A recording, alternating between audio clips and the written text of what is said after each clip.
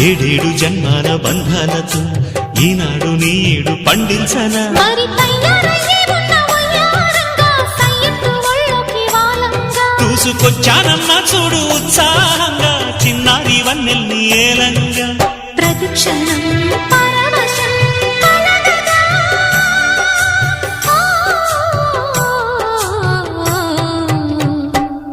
మనసా పలకవే మధుమాసపు కోయిలవై చెలిమే తెలుపవే చిగురాశల గీతికవై